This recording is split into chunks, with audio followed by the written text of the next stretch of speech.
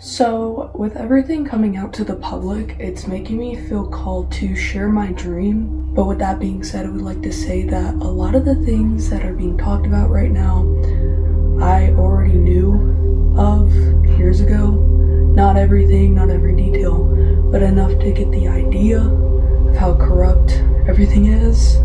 And I just never really chose to talk about that type of stuff with people because, you're crazy. But now with it being all out there, it's not crazy to talk about. And it's really hard to ignore.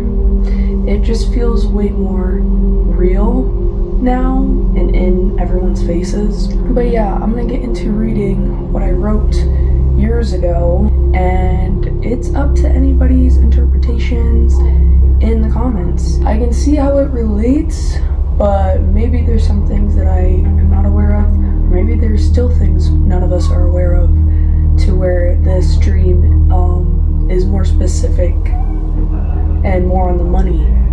I don't know. So I named it The Deceiving Reward. So on the night of the 23rd of April 2019, I had the most bizarre dream. It wasn't like any dream I ever had, because normally my dreams would be random without any plot and wouldn't feel so real. However, this dream did.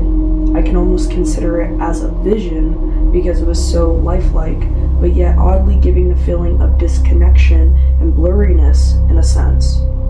It started off with my mother and I going to this movie theater to watch a movie. The dream really didn't have that odd blurry feeling at that time, only it seeming to be actually happening in real life. In the dream, I ended up switching roles as one of the characters in the movie that was being watched.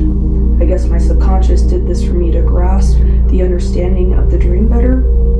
I was now a Barbie doll in this movie, but now inside the movie was my reality. I wasn't alone. In fact, there was many other Barbie lookalikes like me, along with Ken dolls.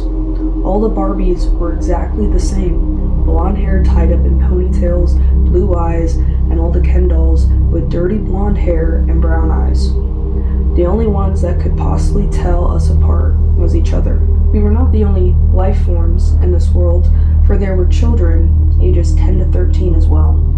Everyone there were children, except for the few security guards / cops patrolling everything. Everything was in this neighborhood that was possibly inside a building, because you could eventually run into walls with a few doors on them. Us dolls were located in a different part of the neighborhood, right next to one of the walls. On our wall, there was 2 doors, one for Barbie dolls and one for Ken dolls, just like female and male restrooms. However, these were not restrooms at all. They were classrooms. Every day, us dolls would go to these classrooms following the same procedures, and I think learn the same things. The children in the neighborhood would follow their own procedures every day as well. In this world is when I would feel the odd, blurry, disconnected feeling. Everyone around me just seemed so unaware of everything. I don't know if this world was affecting our memory, or if we were all born / made here, because it seemed like the world and our procedures were the only thing we ever known. I think the classrooms were training us up to be adopted by the kids, but I'm not certain, because most of the knowledge I had was from things I apparently already knew. One thing I knew though was that every night the kids were able to play a certain game. This game was similar to hide and seek. They would hide and the security guards / cops would try to find them. If they were found, the security guards / cops would hold them until the sun rose. If you won, however, your reward was to leave this world and go on to the real one. Apparently, none of the children even knew what the outside world even was, so the prize seemed to be pretty appealing. None of the dolls were allowed to participate in this game, nor did any of them seem to care, all except for me. I was the only one curious into why everyone had to follow these procedures, why we had to go to these classes, and what was the world beyond this one. I ended up losing, and the security guard / cop that had me said, "You can't play the game unless you actually have knowledge on how to." I said, "Sorry, I just thought you were one of the kids." Then he said, "No, every one of us wears this symbol on our uniform. When saying this, he pointed to a little silver circle made up of 6 lines above the front pocket of his shirt. Afterwards, they realized I was a Barbie doll and angrily brought me back to where I belonged. All the other dolls treated me very differently the next day of the class, as if I wasn't one of them anymore. Which of course didn't make sense considering the fact that once again, I was the only one out of all of them that was confused and curious. That didn't stop me because the next night, I gave the game another shot. This time was different because I met one of the kids that was about to play too. I forget if his name was ever mentioned, but I'm pretty sure he was 13 and had black shaggy hair. We ended up becoming friends and teamed up together.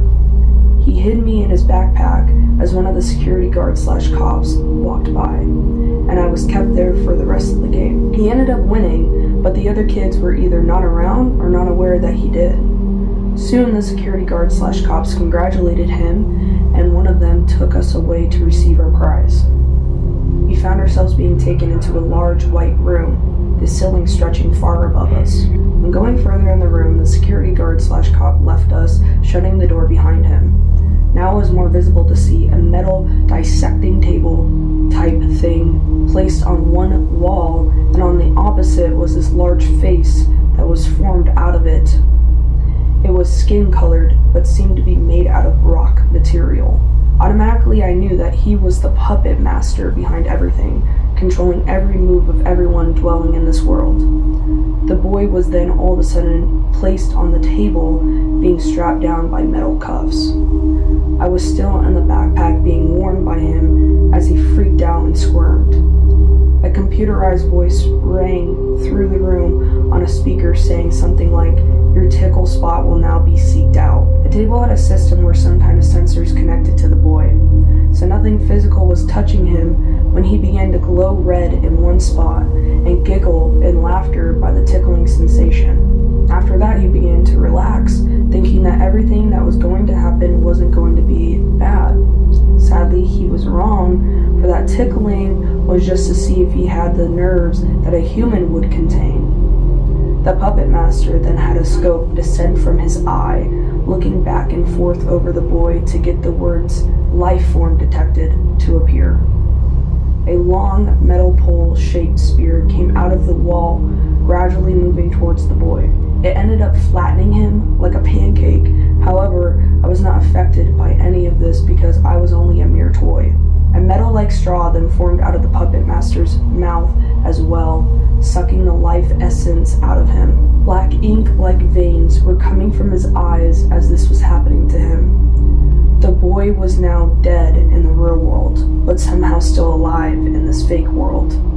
He didn't go back to the fake world the same again though, because now he was traumatized. He now wore a black hoodie, but the hood always put up. The black branch-like vein was still under his eye, but slightly faded.